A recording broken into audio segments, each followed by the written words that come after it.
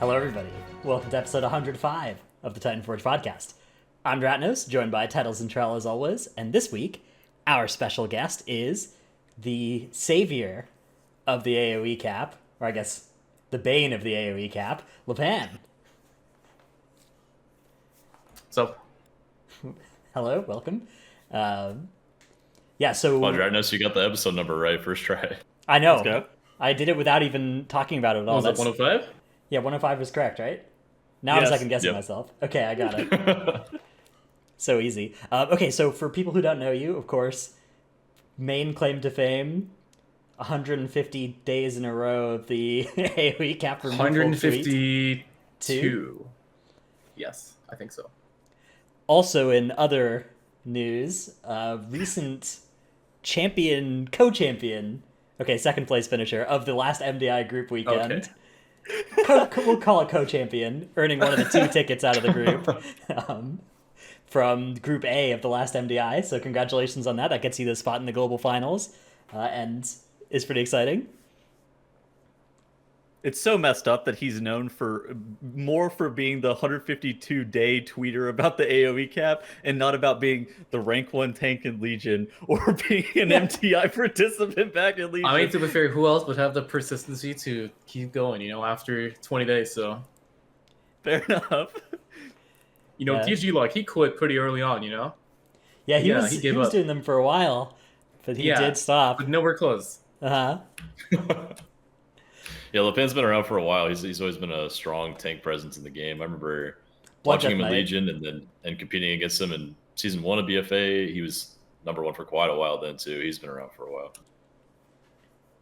Yeah, I remember the Blood Death Knight back when that was like the top of the meta. Oh, yeah. Being I such a mean, hero. this. Yeah. He used to play with a very unknown healer named Zamak before he got big into streaming as well. Yeah, back in Legion. Back when he was a 10-view Andy, yeah. Yeah, I think I had a little bit more than that, but yeah, we go way back. Yeah. So, welcome to the show. This week we are going to talk about that MDI run last weekend and all kind of stuff surrounding that. And of course, there's a ton of 9.1.5 stuff to talk about. But let's start off with a little bit of a current events thing, which is, has anybody done any keys on live this week? What are these affixes? I have. I've been doing keys all day before the podcast for about 6 hours, so I know Oh, exactly shit. what you're talking about, yeah. Yeah, so for those who are watching this at a later time or listening at a later time or something, this week's affixes are Necrotic Fortified Sanguine?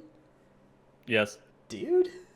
Like, it's one of those things that it's so... Okay, so you would think that, oh yeah, the tank just has to kite Necrotic. They have to move the mobs out of Sanguine. It's very intuitive. It's definitely not as intuitive like that because a lot of the tools to deal with Necrotic are like CC abilities, trees, binding shot, other stuff like that, where it's like, you really don't want to be using those while Sanguine is also an affix. Yeah, I think I was doing some keys with a guildie right before, like a few hours ago. Like one of my last keys, and it's a Kyrian arms warrior, right? And as the mob, yeah, as you can see, you're laughing already. You know exactly what's gonna happen here. I see where this is going.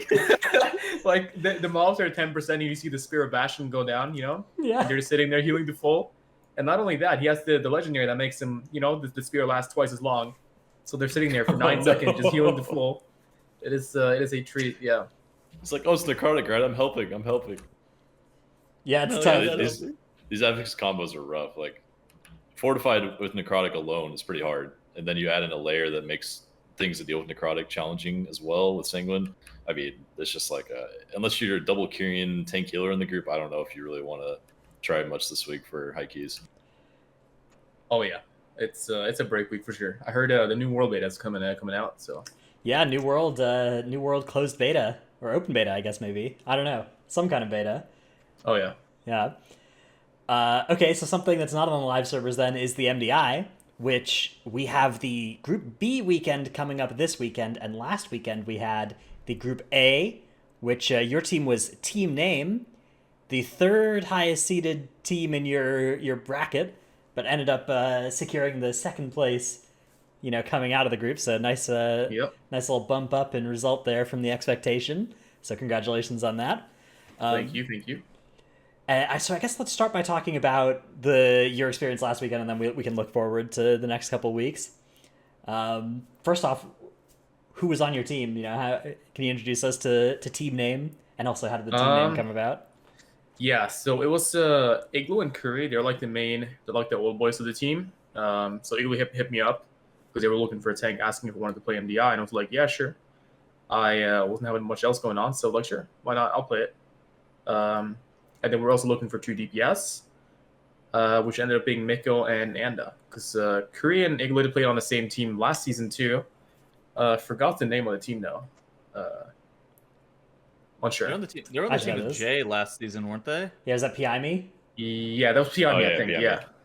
And then, yeah, we just made a team this season, and we played together for a few weeks before, or like a week before TR got available.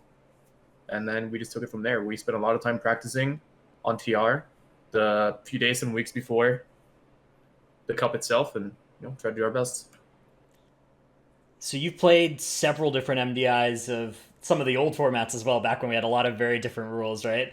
Oh yeah. How did you feel about the way that this format worked? Like a couple of things that are different from actually something that we did have back in Legion, but we didn't have for a while, was the keystone levels being different between some of the dungeons, and I guess also just this whole group thing as a player.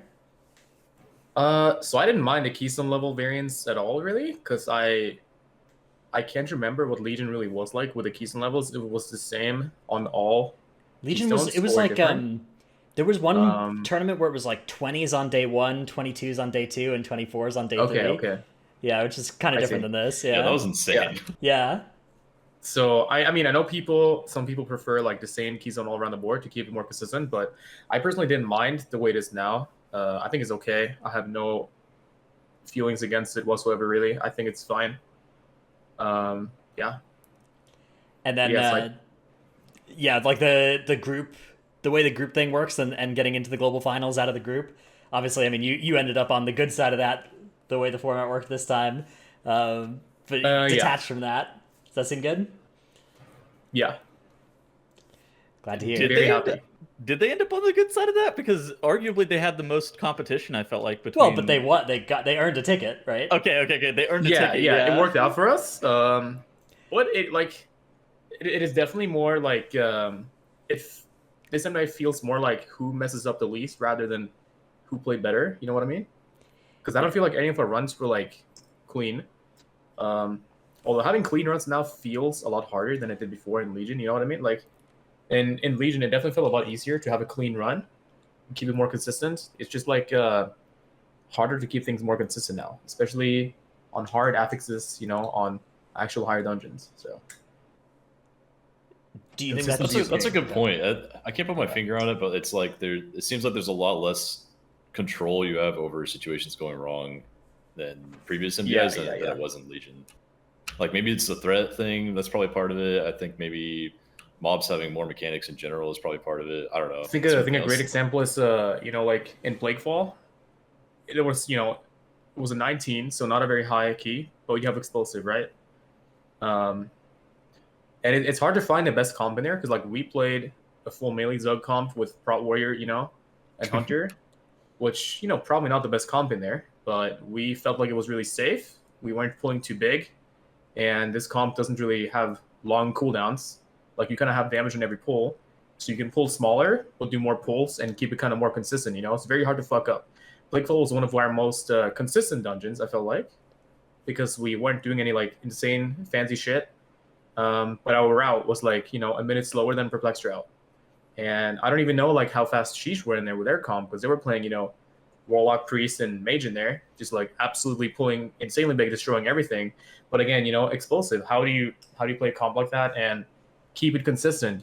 That's what you got to value here, because like again, it's not always just about like who has the better route, and like theoretically, it's like how well can you execute what you have and keep it consistent. Yeah, Tettles was kind of pointing that out during the broadcast, was that like you guys were there with the route that was just like the less likely to mess up and ready to capitalize on your opponents messing up. Dude, their first pull was a lot safer than Perplexed's, and especially Shisha's too, because that first pull in Plaguefall in particular is Yeah, Perplexed, that's 30% plus a fucking- Tormented. Yeah, so we're actually doing the exact same pull as Perplexed. We even in practice before we just ended up doing the same pull. They just didn't Lust or Ashen it. They saved Lust and Ashen for the boss, which seemed to have gained them like 5 to 10 seconds, you know, depending on RNG and Monk procs, of course. But yeah, like we would always just Lust and Ashen that pack, and would always just end up, you know, working out. Maybe one person dies, but yeah, we tried not lusting Ashen, and it's like, it feels very scary, you know, especially with the Hunter instead of Frost Mage. It's not the most fun. So yeah. So speaking of monk procs, so I've had a little bit of MDI experience, but you've had a lot more than me. I remember times where inconsistent DPS was just so frustrating because it would make cooldowns like 5 seconds off for the critical pull coming up next. How bad is it with spinning crankcake procs this season? It's pretty bad. Or like, I don't know if I've like experienced it enough to like know how bad it can really be. But like Plaguefall and Question, you know, like we after first boss we do a pull, right? And if the monk decides to be really good and have some procs, then you know the next we go into the next pull, and you just like, oh shit, wait, I don't have stun. What do we do now? You know, like it's just stuff like that. You don't even look at your stun if it's ready or not, because like every time before you went in there and your stun is ready, you do your stun. That's just like in your muscle memory. Yeah. It's just like ingrained in your brain, right? And then you go there like 1 in 100 times, and oh shit, I don't have stun. You know, like something you don't even think of. Because like you get that 1 in 100 proc chance on the monk and you just win, right? So yeah, and that shakes you up as a player too. You're like when you first encounter that situation, you're like, oh shit, now I have to actively think about this every time I pull this pack instead of what I was normally doing.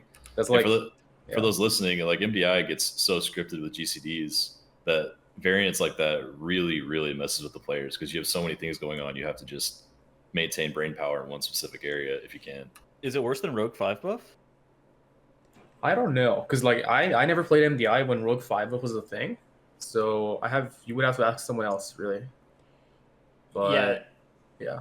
I think it's kind of like the thing is that like GG procs, a 5 buff is like 1 out of 100 times you roll, right? But GG procs are like, man, they're kind of all over the place on any given pull.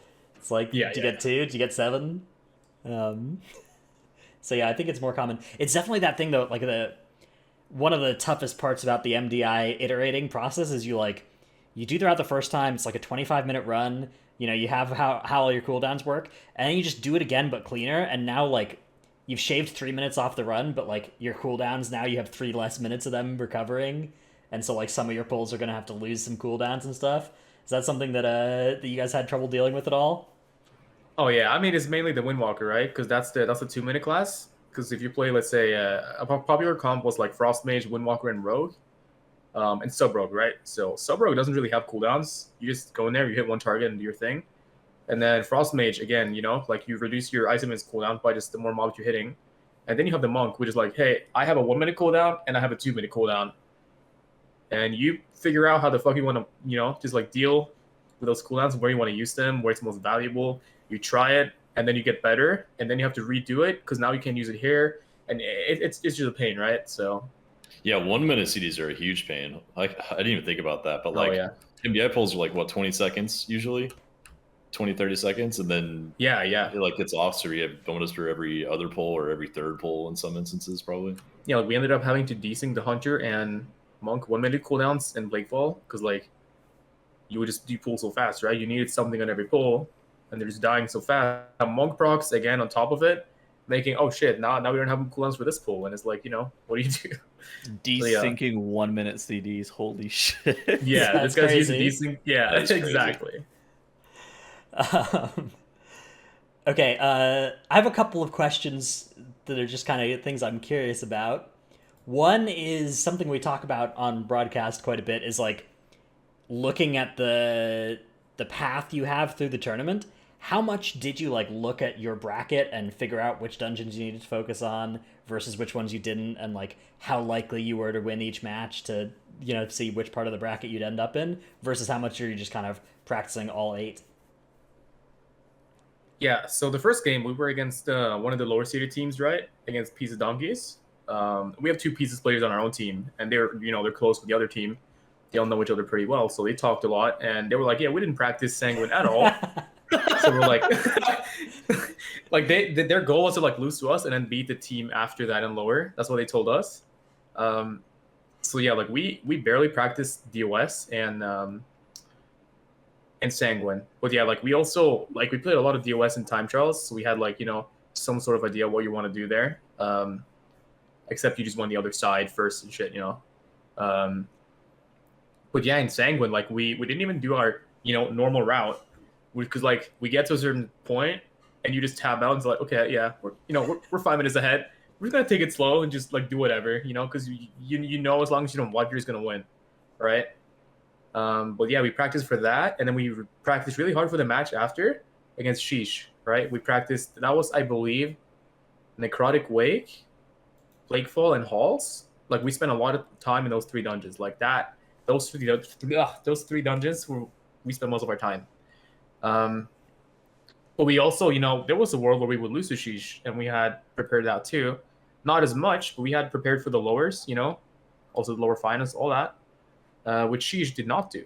Apparently, they had not prepared for certain games at all. Their plan was just win and end up in a favorable position. So, yeah. That's so awkward when that doesn't work out. Suddenly you have to do it is, right? 3 to 6 maps that you haven't practiced at all, and you have to scramble to figure them out. Okay, so what happened with fucking DOS? Because this whole weekend, every single team had this issue where somebody on their team could not kill their ad. Obviously, Anda got locked out, so that's why you guys missed yours. But Curry also almost missed his. And then Perplexed had their fucking Shadow Priest miss theirs randomly. There's like a bunch of... like they scale with Tyrannical, right? So it's like actually hard to solo. I don't know what they had to commit, but like it's the kind of thing that you get there and you have to try it a few times. Like, what do I have to use here? It was the same in Time Trials too when it was Unfortified 21, and we had like we tried Af Warlock over Monk sometimes, and Af Warlock had to like pop everything on their ad to kill it on Fortified. And it's like, okay, well, you do that, and now you get to the last phase, and you have like nothing for the haste buff. So you're like, okay, well, that's kind of shit. So you're pulling the trash on top of it with the haste exactly. buff. Yeah, that was with Fortified as well, right? So like with Tyrannical, it's just no shot. Need to bring the healer with you or something. Yeah. But yeah, like they said, it just it just came down to RNG at the end of it all, like on Priest at least. But like me and Igloo, we had to both save our pods for that to be able to make it. Like we could never make it without pods, so. But with pod, it was always good. Dude, and even on tank and healer pods, that's actually kind of cool to know that you had to use pods to make the check. And getting locked and then missing it is actually just fucking so criminal, because we were during the MDI, during that run, we were watching Curry's perspective and we thought that he missed it because he was so fucking close to missing it. Yeah. I saw the replay and you guys were like convinced, oh no, Curry missed his, because it doesn't show Anna's POV, right? But yeah. Apparently that's what happened. Yeah. Oh. Yeah. So that was like it was 22 Tyrannical as well, right? That was our. Was it 22? 21. 21. Okay. No, DOS was a 20, I think. Oh, okay. Oh, was it 20? Wow. I thought. Well, the Sanguine Depths was the 22, I think. Sanguine Depths was the 18. Yeah. Sanguine Depths was 19. Yeah. All right. Let's do some predictions about next weekend, because we have the affixes that are going to be up here. So if you look on the right side of this image, we have the dungeons there. 2 22s. One is Tyrannical Inspiring Quaking Sanguine. Sanguine Depths, rather. Not Sanguine Affix. And the other is a 22 Fortified Inspiring Grievous Theater of Pain. Do you think those at 22... Like, do you find the 22s were the hard ones? Or did you actually find that it's the lower level key, like the... I think the Plaguefall was a 19, right? But the affixes were tough and you had to pull so fast. Wait, we had a... What was our 22s again? It was Halls and what else? I forgot the other 22. Necrotic Wake, right. Yeah. I definitely think, so Halls and Necrotic Wake were definitely the hardest dungeons in our bracket, I would say. But it's not just key level, it's the affixes too, right? Like bolstering a Necrotic Wake is so painful, especially, combined with Fortified. And then you had Halls, which was like a key level higher than Time Trials, and Necrotic on top of that. And then you have to like figure out with like how you want to do that dungeon, and yeah, it's a lot of pain. But yeah, like on the Group E bracket, I don't even think the key level is going to be the difficulty here. I think the hardest one is going to be the 19 Halls. Like, actually. Like, sure, it's a 19, right? But it's Fortified, so you're going to do the same pulls as people are doing on the 21 or 22 in Group A, right? So but it's fortified, so it's harder. So it's like doing the same thing. So the bosses are going to be easy, but now you also have Sanguine to deal with on these big shard pulls you're trying to do, right? So it's going to be interesting to see like how they deal with this, and keeping Sanguine clean at the same time sounds like a painful job in my opinion. So Yeah, that's this week's affixes as well. So it's like, oh yeah, it's I think just goes to show this might be the hardest week on the calendar. I think Oh yeah, that- do you think Sanguine's gonna drop on average like right after the first thrash or during the thrash? What do you think? well, there's so many thrashes that I don't know when it's going to drop, but the thing is like these mobs, they don't, depending on your comp, you're not dying at the same time, right? Because they come in at different times. You know, like you're doing uneven damage because like you're not like your AoE's capped, right? Right. Like Fire Mage is going to be like the most front loaded, you know, burst AoE on those kind of pulls. So maybe you'll see that to like kind of keep the AoE more clean and even. Because I know like if you play our comp, which is like Shadow Priest, Frost Mage, and Sub Rogue, if you try and do these pulls, like we have a lot of mobs, you know, dying like from the first mob dying to the last mob dying that is not a shard. Like there's like 20 to 30 seconds, right? So there's going to be a lot of Sanguine Yeah, dropping that at would be random tough. times, and then you know constantly moving the shards out. They do thrashes, and yeah, it's going to be And your tank very is fun 50 to watch. stacks in necrotic. Yeah. Yeah. Is double mage like a really viable comp? You think? Yeah, I think so. I mean, I think Fire Mage is still really strong. We didn't see too much Fire Mage in our bracket, but there's definitely times where it's really good. And I think this Halls is probably one of them because it's fortified, right? And it's like the bosses don't live as long, so it doesn't really matter. Like your AoE combusts have more value. Whereas for us, we were kind of like, okay, so the bosses are going to take forever, so we need a lot of single target, and then kind of just like deal with the trash how we can, you know? That was our strat looking at it, so. But yeah, I think Sheesh was. They were also playing Fire Mage and Spires, which normally wouldn't be that crazy. But like we had a lot of trouble with Sanguine there actually. Like just being able to kill everything really fast and doing the same damage to everything is actually really valuable in Sanguine. So you might actually see Fire Mage for that reason. Who knows? Frost also sometimes kind of annoying to slow stuff during Sanguine. Yeah, for sure. That is a pain.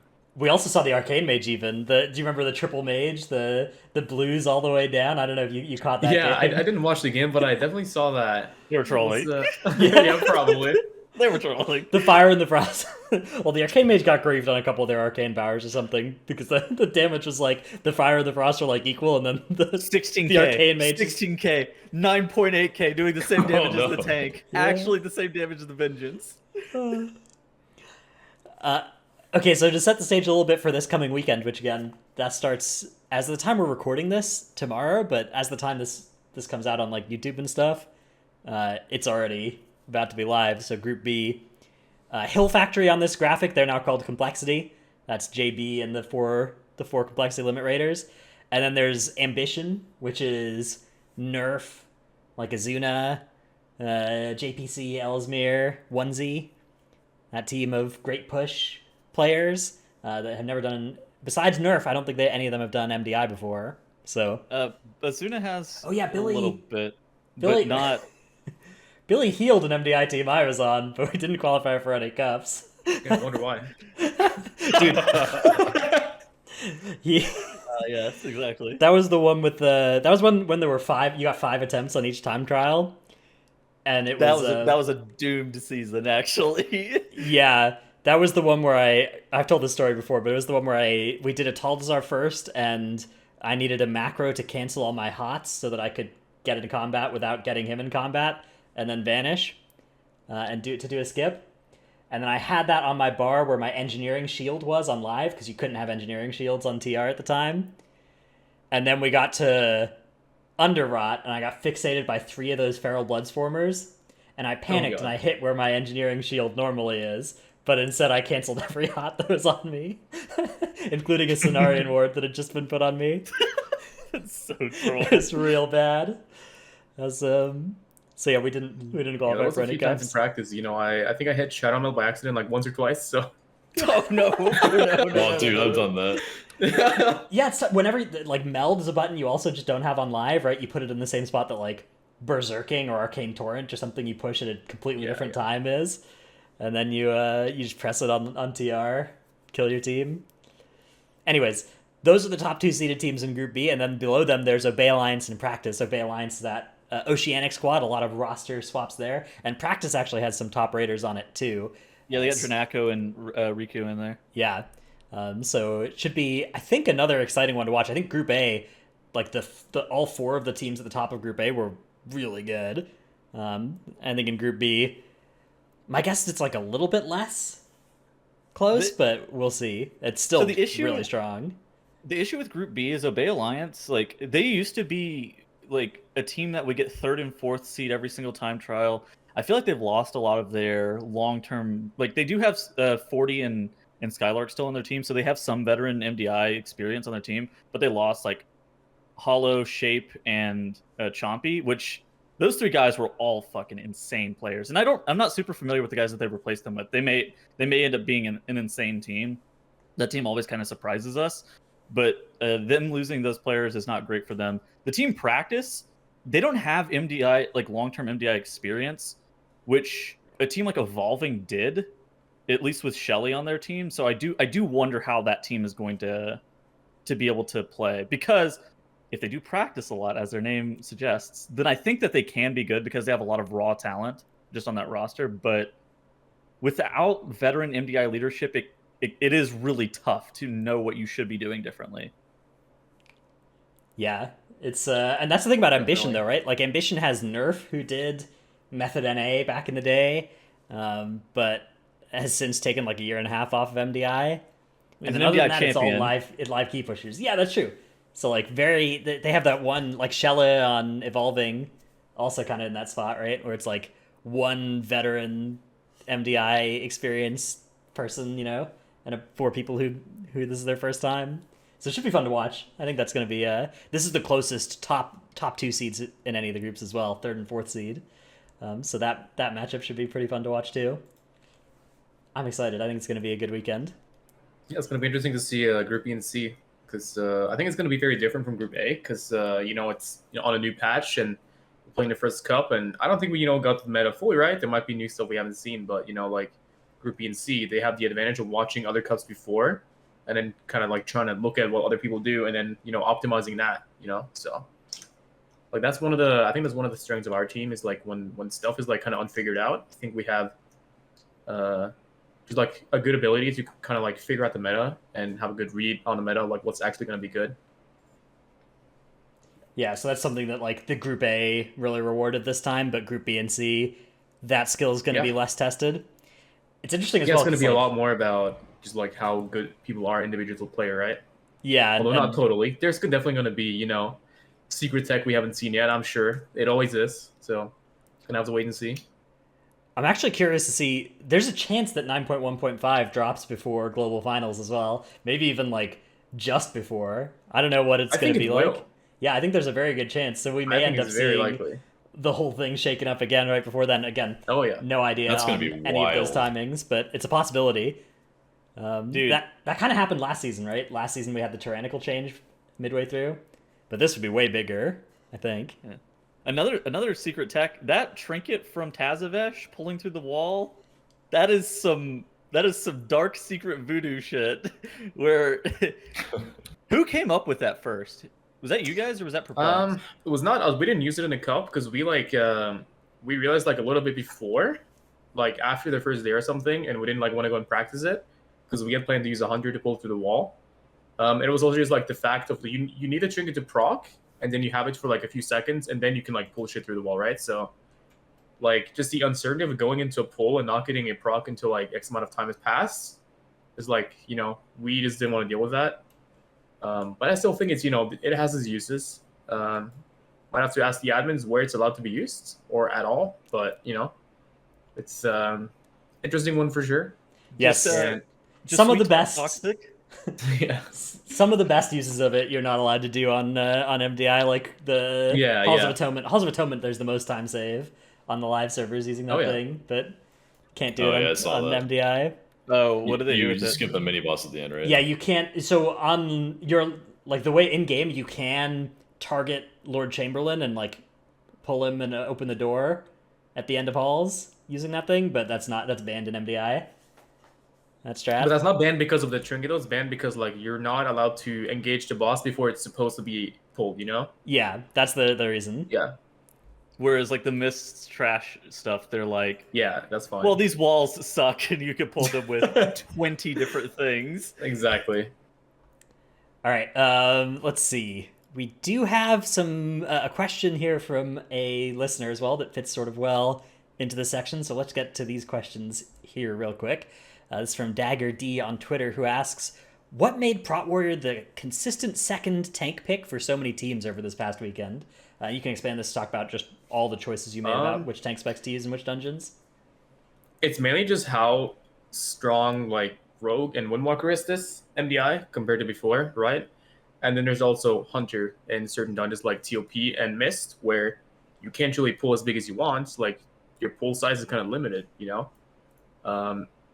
And then you can't pull big to make use of that uncapped AoE classes like Mage and Warlock and stuff like that, you know. So if you have triple physical damage DPS comp, then having a Prot Warrior for that battle shout is really, really good.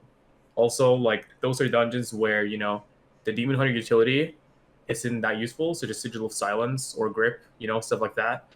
Whereas if you compare it to, you know, like Necrotic Wake on Bolstering, having that grip into stun into spare is like required. You know, it's not like nice to have. It's, you know, a necessity. Because like if one soldier jumps out and you miss him with a spare, he's going to be bolstered like 20 times, and you know, that's, you know, the end of that. And that's because the spear applies the 20% damage amp on everything, right? Not just like the 5 or 6 targets it's capped at. Well, it deals damage to everything. It just splits it past like 8, right? Yeah. Right. So like Okay. what teams did in Necrotic Wake, this MDI, is that because it's bolstering, you get everything low, and then you just grip, you stun, and then you have a target with a spear, and then you kill everything in the same hit. You know, so like bolstering isn't applied before everything dies. So at that point, you save a lot of time, right? Because you're not, you know, finishing off mobs at 5% with 10 stacks of bolstering. You know that. Yeah, that's time, so you big. can That's really actually have, a huge brain play. I love that. All right, now the next part of this question, are there some exploity things in dungeons you'd like to see fixed? So for you as a competitor, like when you see stuff like the gore chop snap or the trinket pulling through walls, what would you like to see done about those sorts of things? I think it's fine to keep that in the game because I think those are niche things that if a team is like able to think of that and no one else does, it's like, you know, that's your advantage, right? You have that tech, you know, up your sleeve and you can pull it out and, you know, gain a lot of time. But also stuff like the gore chop snap is like, when you really think about it, like, how big of a deal is it? Because you're sending someone down there to pull the boss, and then, you know, they're not really doing much until he hooks people down, and then you're playing the game. And then again, like, you're skipping all the trash in the gore chop areas, which means you have to, you know, get your count somewhere else. It doesn't mean you just get to magically skip, you know, trash. Like, that's still trash you have to play somewhere. So I think the whole gore chop skip is like, while it's cool, it's not, you know, as insane as people think in terms of saving time. You know, you have to like kind of be realistic about it too. Yeah, I think that these things are cool to see used as well. Although I think it's reasonable for Blizzard to fix them whenever they get to it as well. I don't have a problem with, like, that's kind of how it works, right? Is then you go find the next thing. God, I love Exactly. cardboard assassins. Yeah. Yeah. God, man, come on. Those should have been fixed way faster. That was Yeah. although they were It's kind of thing. They fix cardboard assassin, but they don't fix tanks. You know, so there you have it. yeah, that the fixing tanks needed to happen even faster, of course. Oh yeah. Plague War strat should have been left as well. All right, Speaking of tanks, real quick, how do you feel about threat in MDI, Lepan? In MDI, I mean, when you play Demon Hunter, it feels okay because like you have an uncapped spell like Spirit Bomb, so threat is okay. But even with that uncapped spell, which like you're doing 40k DPS on that shard pool, even then, like sometimes we would have people rip aggro from me. You know, I'm sure other teams do too. It depends on the soulbind you play, of course.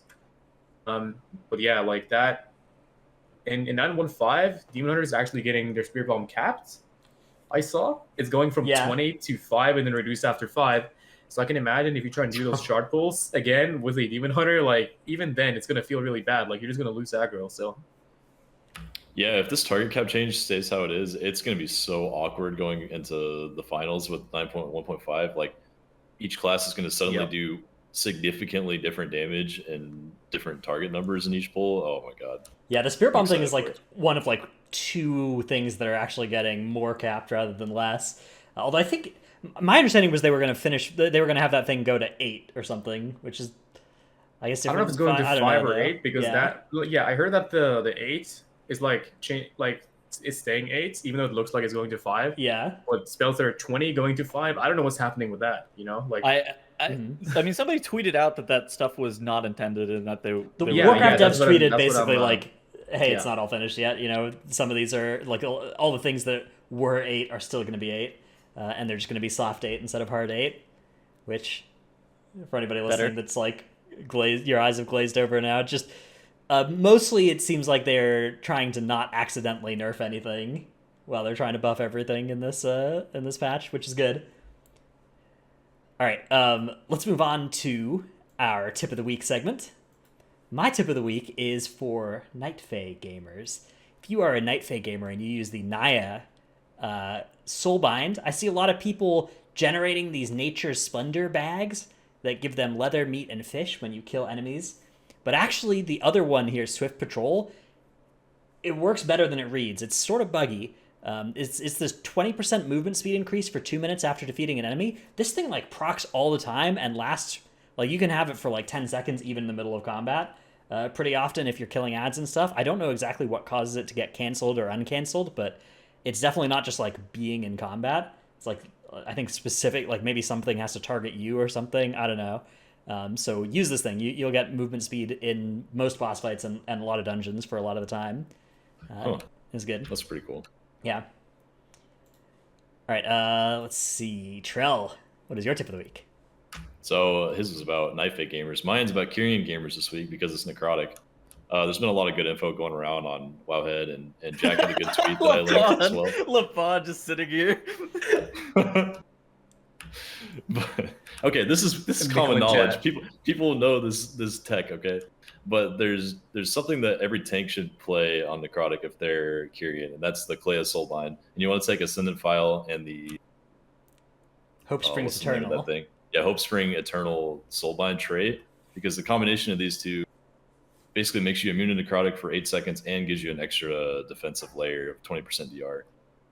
And it makes it apply to your And- tank as well, yeah. Yeah, so as a tank player, you want to run that for sure. As a healer, you can also run that and give your tank that same power if they're the lowest health member in the party when you press your file. So you can effectively, if you have like a double Kyrian comp, you can have 2 8-second necrotic immune windows for your tank, which is absolutely insane. You're not actually immune for 8 seconds when the healer clears it. You just clear it and that's it, and you get the wall for 8 seconds. But yeah, Oh, they don't give you No. the immunity? Okay. no. That's good to know. Still OP though. You look Yeah. look so upset that this has been discovered. No, I'm not really upset. I'm just like, I just think it's funny reading, Mikkel in chat. He's more upset about it than me. So Yeah, but So, was this tech that you were using last weekend in the MDI? yeah, this was tech we used, right? I don't know. I'm sure other people knew about it. Maybe they just didn't play the map. But I know like Echo did not know about it because they were trying that dungeon on these affixes and they were having real struggles. And they did not know about it. So, but I'm sure they will. I'm sure everybody's gonna know about it. Yeah, it is definitely good tech. All right, Tettles, let us take a look at your clip of the week. What this has even got team name in on it as well. All right. yes. So my tip of the week is make sure that you kick Incinerator twice. Oh, this is messed up. Can you actually tell us what happened with this pull? Okay, you have to like go back to the setup, like running in. I don't know if the camera caught it, but there's so like the 4 soldiers in the beginning, the way they act is really weird. Like you can go in there as a tank and they will like chain aggro like way later than normal mobs. So like we would have immolation aura on going in there, and then somehow during the leap it will break the first sap on the guy, and then I went back to impersonate, and that caused the harvester to be like slightly out of position. Like you'll see the harvester be in the fire, kind of away from all the mobs. You see that? Yeah. And that's like really bad on bolstering because you need cleave to hit it. Otherwise, that thing is going to be bolstered to oblivion, And then you're like kind of trying. And while this is happening, we missed the first kick on the incinerator. It's fine. Yeah. And then obviously, like the first person that misses doesn't like think about the second cast, and then that is missed too. Because like the entire time we're trying to like kill shit, and get a harvester in there, because like you have to like grip stun spear really late, or this entire thing is fucked, So this pull is like really really cursed. And then once you Dude. wipe pairs, like it's over. Seriously, like you can't even try the same pull again. You have to take it slow. So I thought you guys were doing it intentionally. I thought you were literally letting the cast go off because it There's just no way. I don't know. This is just the dumbest thing. You kept repeating this, but it was so stupid. Of like, yeah, like I mean, why the would they second be time we letting that nailed it, cast so- go off? It's so bad. Well, the first one was they had a barrier down, so I was like, oh, I guess they're just letting this shit go off. They I don't buried really it understand. after. Okay, fair enough. I mean, it's understandable when you miss a kick, it throws off the timing on the next kick because you don't lock it out. Yeah, or it might change spell queuing because you didn't stop something that's always stopped beforehand. So I think spell queuing is the same, but yeah, it's just like the throw off part. yeah, Yeah, or sometimes like you press your kick right as the cast finishes, and so then your next kick is like not up as early as it would have been as well. Have you guys ever done that where your one bad kick spirals into another one later as well? Oh yeah, Yeah. it's Any Heartsbane Triad doers Yeah, in yeah, chat? my exactly. Fuck that boss. I think like in main raid this week, like yesterday, we had I think we had like those ads on KT that you have to kick, the banshees. Yeah. Right. I think we had a DK pit accidentally kick one, and then it's like the demon hunter didn't kick, and then like the person that's after thinks it's their kick, but the demon hunter thinks it's his kick, and then it like spirals out of control, and you just like have no kicks left. Those banshees are particularly bad as well because the kick tracking weak auras. Yeah. If the cast like finishes the charge up and starts the charge down, first off it'll start killing people, but second off it increments that counter twice, and so then everybody's on a different page about whose kick it is for the rest of that thing being alive. Yeah, that's a great boss fight. All right, let's Lovely, No, lovely it's not. fight. Lovely fight. stop damage Very hard. 4 times. Dude, I literally did one of those fights where I did 0 damage to Kel'Thuzad until phase 4, like until the final actor Holy- does that. I was literally just running around, hitting ads and not touching the boss because we were pushing too fast. Ugh, that's awful. All right, let's take a look at this target capping situation in the upcoming patch 9.1.5. So here's sort of the summary of. First off, the way the PTR is currently set up, they're soft capping everything at 5, but they've already stated on Twitter that everything that was a hard cap at 8 will be a soft cap at 8 targets again. So that is still on the way. No clarification yet on the things that were capped at 6, which there are a couple things that did like damage to 1 target and 5 other. So that is still kind of unknown, but also pretty minor, which number they settle on for those things.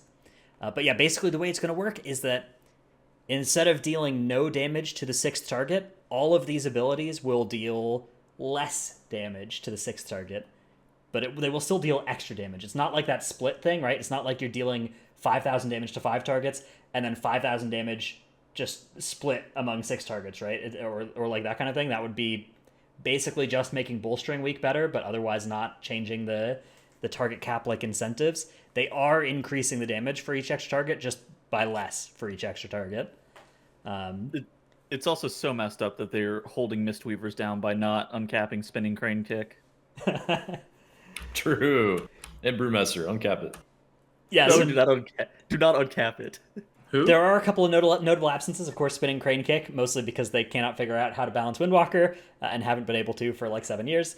And then Trick Shots, also not on here, as is Blade Flurry. Blade Flurry, one that the Outlaw community particularly is sad about. So those are the kind of the primary ones that you'll hear about as still being capped. There are a couple other things here or there. There are a lot of abilities that have historically just only hit a few targets, like Chain Lightning, right? That thing's not getting uncapped, but nobody thinks it should either, really, right? Can you imagine? Ellie would be so fucking broken. I think it should. Okay.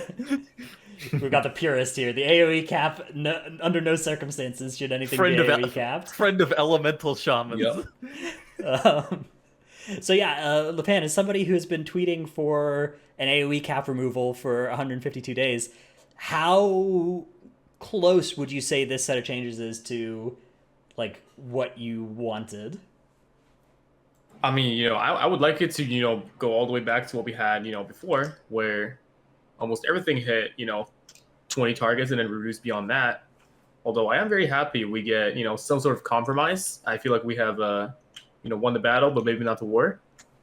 But yeah, it's very, very great changes. I'm very happy to see it. And I think it's going to shake up the meta a lot, both for, high keys and MDI when it goes live, for sure. Yeah, for me, this is like 90% of the way there for me. Like, good enough that I will basically no longer be complaining about it. But definitely, it depends like how much it's reduced beyond X. Yes, like if it's doing like There's actually a graph. Let me find this from Guilty as Feral. Let me see if I can pull it up. That basically shows. Yeah, it basically it's like you're going to be halfway between. Okay, I found it. You're basically this is the orange line here is the hard cap at 5. The blue line is a hard cap at 8. The red line is completely uncapped, and the green line is now a soft cap at 5.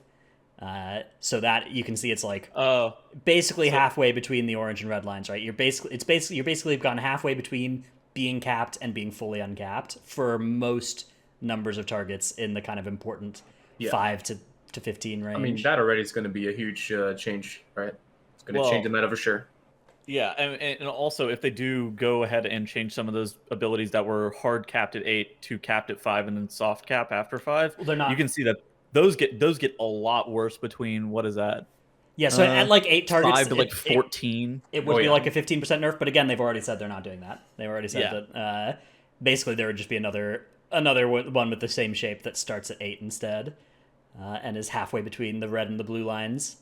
So, yeah, I mean, basically half uncapped is, I think, it's a pretty good approximation. It gets less good as you get to a higher number of targets, but this thing is also wrong past 20 anyways, because past 20 everybody's capped. So, at that point, the graph kind of flattens out for basically everything.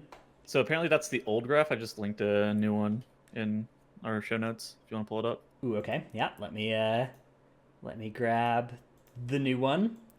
That one was a nice quick. Okay, yeah. So that was total damage, and then we have a new one which is damage per target, which is uncapped versus square root scaling versus the hard cap. Yeah. And so again you can see damage per target. Again at 20 targets it's closer to being capped than being uncapped. But especially for those targets between 5 and 10, it is about halfway between the two lines. So basically, if you were hitting 20 targets before, you're going to do twice as much damage now, later. From the looks of it, to 20 targets. Right, yeah. This is 25, and this. So yeah, you do double the damage on 20 that you did in 9.0, and less than double, I guess, because it's a higher base number, but still more for any other number. I don't know. This is confusing. There's a lot of different ways of phrasing it. But I think the easiest way to remember is just halfway between what an uncapped person would do and what a fully capped person would do. Personally, I don't know why they wouldn't just go all the way right off the bat and go back to almost every single ability in the game is soft capped at 20 and then square root from there. Like that's how it used to be, right? I think the only class that was truly capped was Fury. It's not even square root past 20. It's actually just you deal no extra damage beyond 20 targets. It just fully splits it. Yeah. Oh, was it before? Okay. Yeah. So it's like it was effectively a hard cap at 20, just split instead of missing some targets. Like Starfall has a set. Like Starfall is uncapped, but it has a set number of ticks of Starfall that can't even be called out of the sky, and it stops at what is effectively 20 targets. Yeah. Right. Okay. There were a couple ways around that though. Stuff like bursting swords, like the full unholy cheese, you'd actually keep scaling quadratically. But that's a rare case, and that was because of the way that each of those you're getting extra instances of damage as well as extra targets to hit.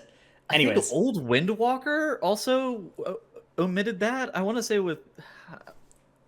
they had something that went to. Oh, Late Legion. I mean, it scaled kind of like that up to a certain amount of targets, but then fell off because you just didn't have enough globals to get more stacks before your stacks started falling off. It was quadratic scaling up to like 5 or 10 or something though. Yeah. So yeah, like you were saying, that there used to only be a couple of specs that were like target capped, right? It was Fury and I think it was Marksmanship. Those were the two specs in BFA that were like most of their damage was hard capped at 5.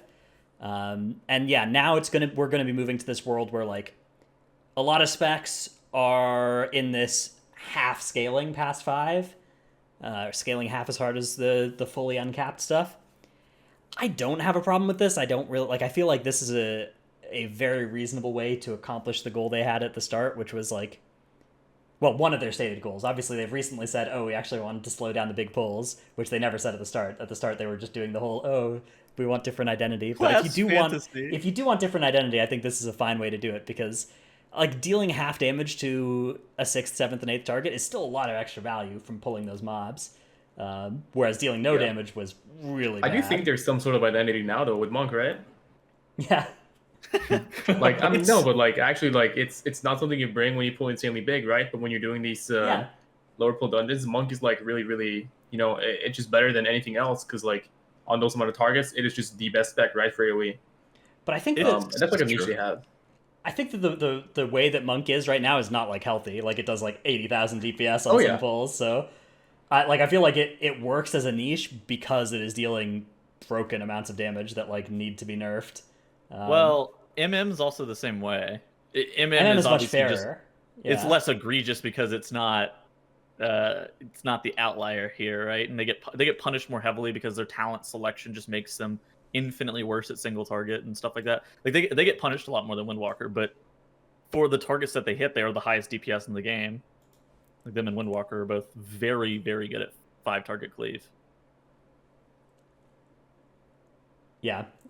Anyways, I'm optimistic about this. I think that it will go a whole lot better than like the hard cap at 5 was just so in your face and you felt it on like every other pull. I feel like a soft cap is so much less like that. So yeah, I feel like this will be good. I think there's a good chance they won't need to revisit it. I'm hopeful that they will, that they'll revisit it though in 6 months and see if they need to further relax the restrictions. Okay, let's talk about some other 9.1.5 stuff. We have Legion time walking coming up soon. Lepan is a Legion time walking, I guess a Legion M+, the first time. Yeah. Extraordinaire. How are you feeling about this game mode sort of coming back and the way it's being done? I mean, I'm really excited, just to try it again, but I'm also being realistic. I'm not trying to be, too excited, thinking it's going to be exactly like it was back then, because I think like just the damage is very different, right, with the AoE cap, and even though it's getting uncapped for Legion, it's not going to be the same. It's going to be like square root past, X, and clashes work different. Threat is different. Like people might remember, Legion is like you go in, you mass group, you stun, you do like 2 globals, and the tank runs away. That was like your general meta for most high keys, right? That's not going to be possible the way current threat works, like your lack of maybe defensive stuff, like maybe how the bosses, like are the bosses going to be overtuned? Are they going to hurt? Because you don't have those defensive legendaries like Pridus anymore, no gear swapping. Yeah, you can't just equip that Titan guard trinket. Yeah, exactly. Yeah. Like you're very No limited gear to like swapping. what you can actually do. Like you're stuck in with the same gear set. It's not going to be the same experience. But again, it's dungeons that I'm a huge fan of. That I miss, and I'm excited to go back for sure. Yeah. I think there's a ton of stuff missing, like all the things you mentioned, plus like the Blood Elf torrents silencing everything in an AoE around you for 3 seconds. I think it was 3 seconds, right? That was huge for almost every big pull in the kite meta. And For like sure. going back to the threat thing we were talking about before the show, if tanks went in pulls these days with current threat values, they would do like their 2 globals, like 3 blood boils max if you're a blood DK maybe. Warlock Gate away from the pack, and then the next global, all of your DPS would die because there's no way you're holding threat. I mean, part of it too is like I don't know how you're supposed to do Nelth Lair and Blackrock Hold without like hard kiting the pack, because at least whenever I played it last, those mobs were unplayably hard. Like you couldn't bring melee, or your tank had to fully kite the whole entire time. And now, like, we just play a game where tank threat is so lacking where they can't just run away the whole entire time. It's just not a thing. Yeah, so it'll be interesting to see like if the dungeons hold up with that completely different set of the way you play the game. Because I don't think it has to be. I don't think you have to I think Mythic Plus can be fun without the run in, do 4 globals and kite meta. But some of the you did that for a really good reason on some of those pulls. So Yeah. it will be interesting to Definitely. see what we do in those pulls instead. I mean, there's some pulls where you don't really need to for safety reasons, right? But like, I think Black Recall is a good example of those archers. Yeah. You can still just like tank it there and have the range DPS, stand in Africa DPSing, because you could DPS. There was a lot of mechanics in Legion where you could just, stand max range DPS and avoid every mechanic, Yeah. especially Even on like in bosses. like in Arcway on that general boss, like the trash there was like you had to you couldn't kick it, but there was like this huge AoE that It was just was one like shot 30 arcs or people. something. Yeah, but if you were ranged, you could just stand max range and completely ignore it, I So- remember, You remember Brewmaster Keg. Oakheart? Oh, good.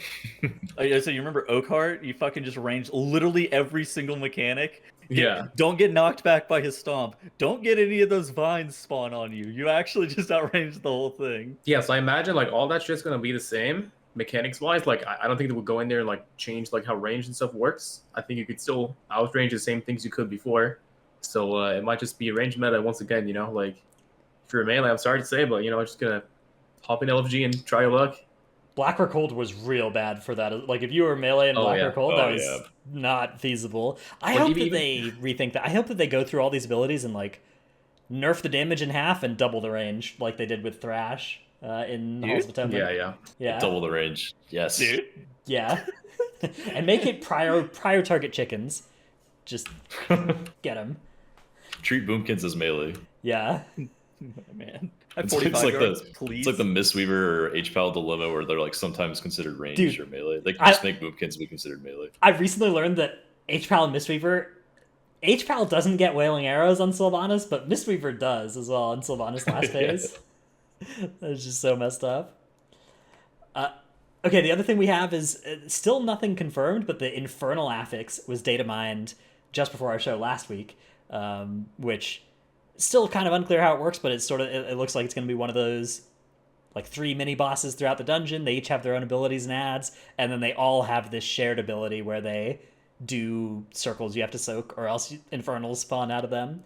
How do you feel about like adding in something like this to the M Plus Legion dungeons? I mean, I don't know entirely how it's gonna work, right? But it's like every time something data mine is really hard to like see how it's gonna work in practice. I'm sure there's gonna be like a PTR for it, maybe where you can see. But yeah, like I think they should just have release the dungeons like they were, no seasonal affix stuff. Maybe You it's want cool. Legion Maybe Classic? like maybe I'm completely wrong about this whole thing. Maybe it's gonna be a really cool affix that people like, but I would have liked to just gone back to Legion the way it was, just like kind of clean state, no seasonal stuff. I don't know how you guys feel about that. Yeah, I think I'm in that boat. I think I would have liked to just redo the original experience, but I also think it's impossible because of all these things that are missing. And also tangent, but speed pots.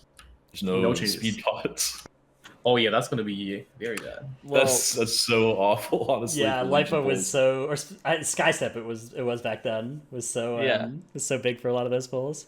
Well, it was speed potions. It was old arcane torn. It was tank threat. It was gear swapping. It was Legion legendaries. It Failure was just detection like, pylons. Pylons, yeah. Holy- I wonder how people would have thought about that if we never had speed potions to begin with. Mhm. Because like in a way, it also makes like just movement speed. It gives that value, right? Mhm. Or Yeah, maybe it's like true. a way to get even like crazy, sky step level movement speed from a class. It was the Like, nerf give it that a Blood reason DK to, needed back in yeah. Legion. It was just no sky steps. Dude, we played Worgen Blood DK. I don't know what you're talking about. We needed more Running movement wild. speed. We needed for Nelf Layer specifically because some of those pulls were fucking stupid. All right, and then one final data mining thing is the return of the Mage Tower, perhaps. So this is extremely speculative. There's been no announcement about this at all, but there are these data mined teleport spells that appear to line up with the different scenarios for the different Mage Tower. Oh my goodness, Lepan has gone. He's gone negative. Okay, yeah. So this is. I'm pretty excited about this. I loved Mage Tower. I'd be pretty happy to go back and do it again. There's speculation that this is where you get your appearances, the tier 20 recolors from, maybe. Yeah, I'm hyped. This looks cool. What do you guys think? I think the Mage Tower, whenever it was originally released, was actually a lot of fun because of like how difficult it was and like you had to utilize your class's kit a lot of the times to its fullest potential to be able to make it happen. And basically every spec or class could be able to. They were able to do it, and then eventually it became like less fun for me. I think that I as hope long they as keep it like that when they bring it back. Like keep it the same difficulty level, because I really like that. Just I remember doing my Demon Heart challenge, going back into my class soul, and then seeing emos of like experts and claps at you, stuff like that. Yeah. But yeah, It was kind of like it came out during 7.2, right? And then you could still get it all the way through the end of 7.3 with like 70 extra item levels of gear. So like it was free by then if you wanted it. But having it for those first couple times the Mage Tower was up was definitely, especially some of the appearances were like really hard to get. They were not all that well balanced, right?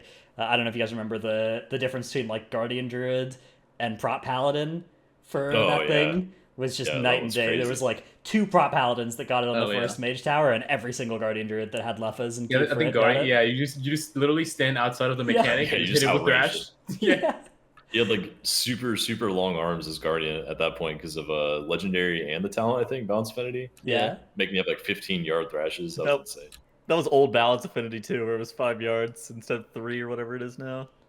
Yeah.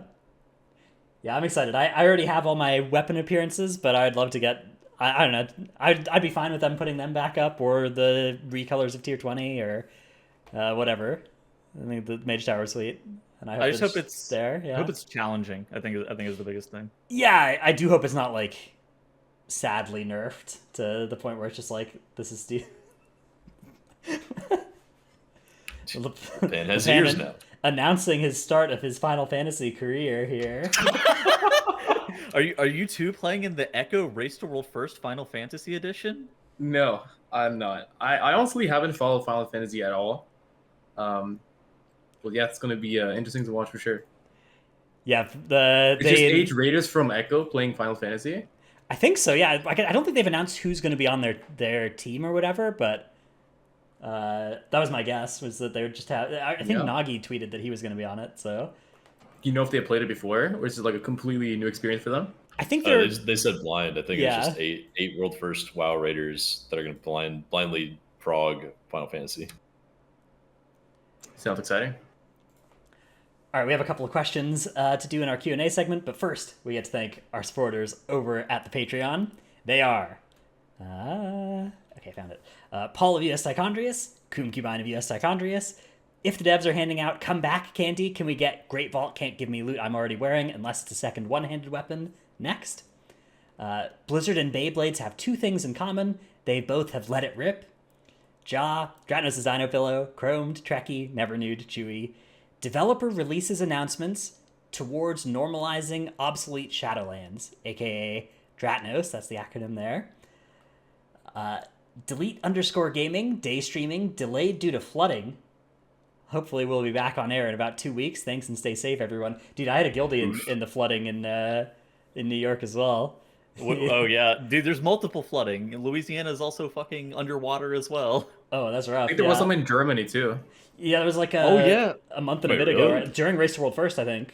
Well, I think there was a recent one too. I More heard recent? Perplex. They like the day before the cup, they couldn't practice because Ryzen had to help his family or something.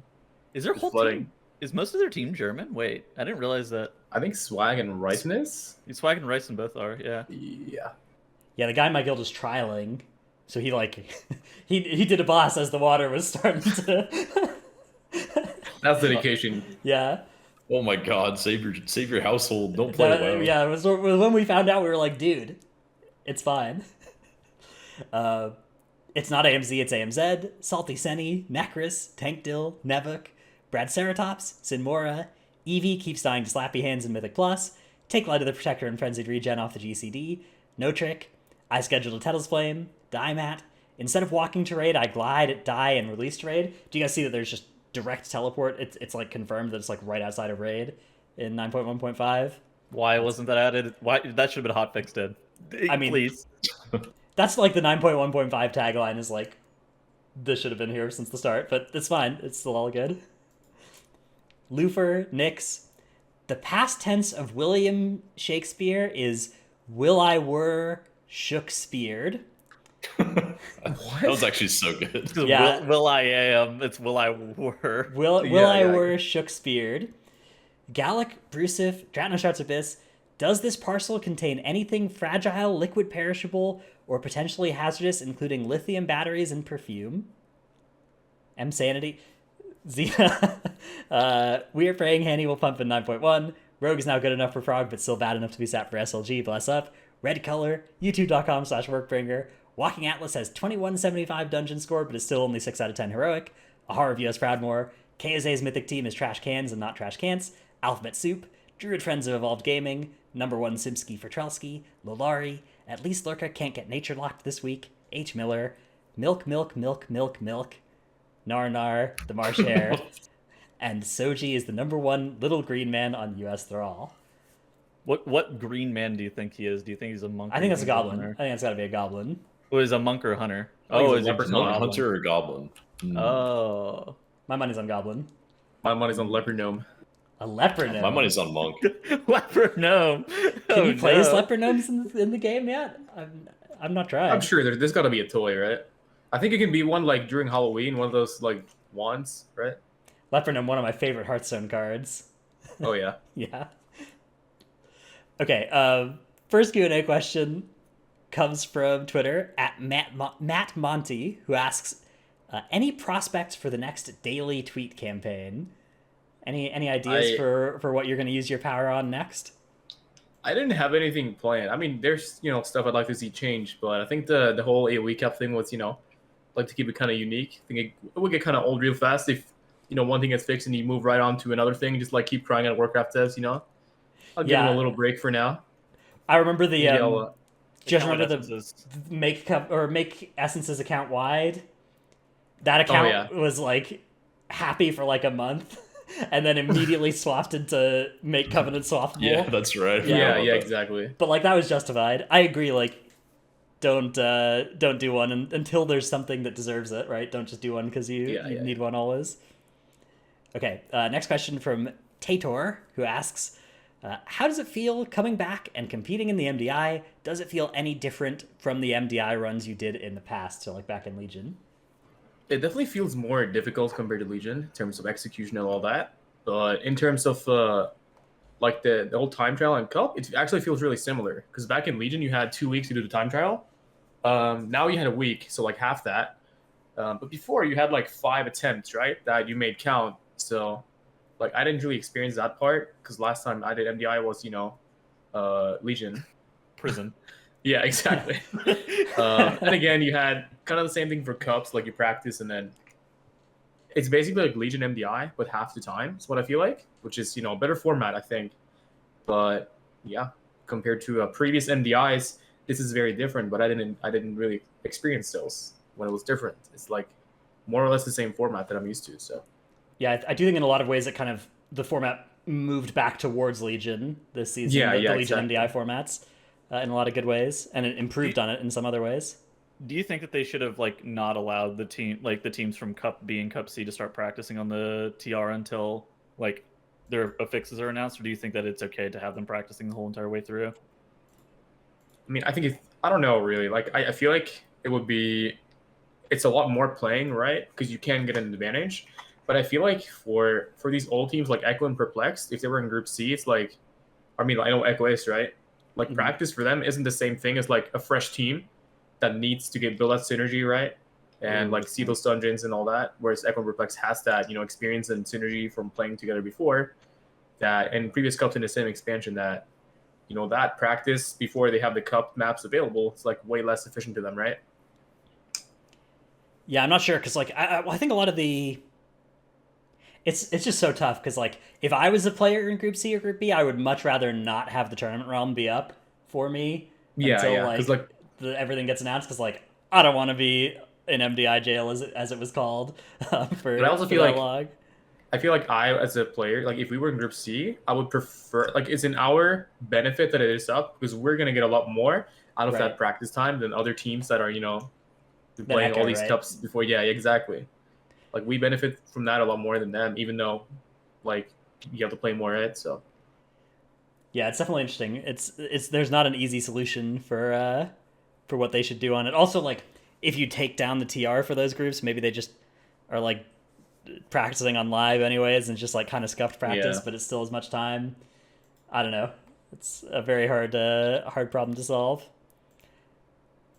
Okay, let's see. Next question comes from Kokusho in Discord, who says, "With tier sets likely returning in a future patch, what lessons do you think Blizzard should take from domination shards and sockets, as well as the previous implementations of tier sets?" I think so. Like tiers that's coming back, or like if it is, it's gonna be way better than Dom shards. I think the biggest problem with Dom shards was the acquisition, right? Like, first of all, it's just like flat percentage damage gain. It's very boring and not intuitive with your gameplay. But it's also like, let's say you do normal, heroic, and mythic, you still only get one chance per boss, regardless of difficulty, right? Whereas if you were trying to get a tier set, you could do the raid on normal, heroic, and mythic, and like you have multiple chances. You just have a heroic version of that piece, right? And then it's still the same set bonus, right? It's equally strong. I think that's just like better.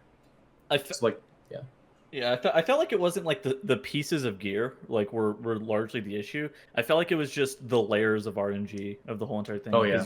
Because you needed the 3-set bonus from the shards acquisition, right? You needed the shards to drop. You wanted to upgrade them with Stygian numbers, so you need to like full clear the raid as opposed to just prioritizing very specific bosses. And then you need the pieces of loot. And you On needed top of that, specifically the your speci- helmet as well. Oh yeah, Yeah. yeah. Yeah. It was Yeah. a lot of Yeah, what if you had to like farm a certain shirt or tabard to be able to wear your tier set gear? And then also, if you let's see, if you put on another piece of gear over your set piece, it just accidentally deleted your set piece. Oh, Dude, yeah. that was so cringe. I cannot believe that was in the game for a month and a half. Being able to delete your shards. Yeah, I lost a shard that way. They wouldn't refund them. It was so trash.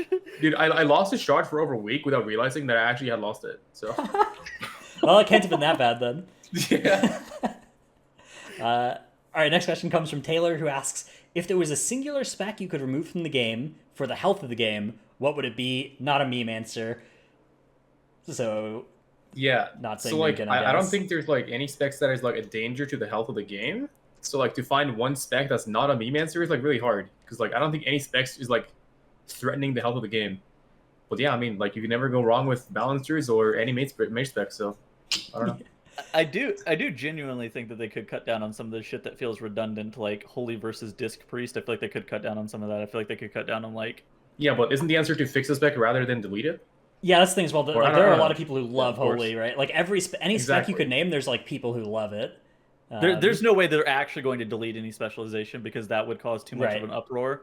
At the same time, like I think that their better solution would have been to reiterate on some of the classes that they already have rather than adding in monks and demon hunters whenever they did, because now like there's a lot of shit that they have to go through. But Yeah, it's also tough because like there are some specs that like if we were just thinking about it from Mythic Plus, right? Like you could pretty safely cut a couple of specs and it would be fine, right? But those specs do well in like raid or PvP or something, right? Like you're talking about like, oh, Feral Druid, right? But like Feral Druid's got a place in PvP and has pretty consistently for years. So What about enhancement shaman? dude, I need my Wind Fury. I sim for 900 extra DPS when I have an enhancement shaman in my group. that's bad for the health of the game because then you have to raid with an enhancement shaman. I need it so bad. Well, the problem is that I will probably be the enhancement shaman, which means that my warrior will never benefit from the enhance. Like I will guide others to a treasure I can't possess. That's Okay. deep. Dratish really saying a lot about himself here. Next question comes from Dippin' Dots, who asks, "Sorry guys, just tuned in. Have we asked our opinion on mages using a legendary for the wrong spec?" Oh no. Holy. Did you It's so did you toxic. hear about this? Yeah, I heard about it, but I didn't watch the game. Yeah, what is There that was from? a- It's, It's the Frozen Orb legendary on fire, right? yeah. It's actually That was the imperative team, right? yeah, the thing is, like, I do this in my key. Like, sometimes I will start a key with the wrong gear set. I would say, like, 10% of the time I start a key with the wrong item on or something. Maybe not 10%, but, like, it happens. But on MDI, you're not allowed to zone out, right? So if you realize Yeah. it as the timer is starting, it's too late. You have to run that bad legendary the whole dungeon. So brutal. He still won, right? They did still win. Yeah, didn't need it. Yeah. Sick flex. Does that say a lot about the team they were playing against, or a lot about them? I think this is a lot about Mage. I think they need a buff. All right, next question comes from Vaney, who asks, what guild does Lepan raid in, and are they recruiting? Wow, somebody really wants to play with you. Yes, let's have a look. We are recruiting. Let me have a look. What guild do you raid with? I read in Innominatum on Twisting Nether. Okay. We are looking for a rogue high priority and recruiting all classes. Very cool. Shout out to NL. Shout out to the boys. Yeah, any other, while we're here, any other places you want to shout out, like Twitch, Twitter, stuff people should follow you at? Yeah, Lepan DK Twitter. Make sure you follow me quick if you're watching. Very important. Big Does fan. Quick follow you? No, he does not. Trust me, I would know. Has he liked any of your tweets? Yeah, he replied to it too. What the hell? He didn't follow you? That's so messed up. Yeah. Low blow. All right, and our final question comes from Taboo34, who asks, what needs to be done about raid buffs? I'm so over Arcane Intellect, Mystic Touch, Wind Fury, etc. Can we just petition to get rid of them or something? I mean, I personally hate raid buffs. I don't think they have any place in the game. But I do understand they want every class to be brought. But maybe it's an issue of like you can create scenarios and strengths of different specs to where you want to bring them, right? Such as, like, sure, Windwalker does crazy damage to, 5 targets, so that you want to bring them there. But it's also just like annoying when the entire meta is just like casters and you're forced to play Vengeance Demon Hunter every key because you're a raid buff, right? That's not very fun. Yeah, I'd like to play more classes, but like ultimately you're always locked to be a raid buff, and that's your only purpose. Yeah, I kind of agree. Like, I think that it's a case of like the justification is that you want reasons to bring these specs, but it's just like half of the specs have them and half don't, and so you're just looking at these specs that don't, and you're like, Yeah. And then you have Mage, which has raid buff, the best damage and most damage on And any target in the Bloodlust. game, and Bloodlust, and Arcane Intellect, so like, yeah, crazy. yeah. Mages need some buffs. Telling you, man. Why do they only have 3 good specs? Give them 4. That's what they need. Yeah. Anyways, thanks so much for coming on the show, Lepan. Congratulations on your 2 great successes in the past for having week. I know it's been a wild roller coaster. Dubs only. Dubs only. Yeah. Thanks for being here. We'll be back next week with another one. Later, everybody. Bye.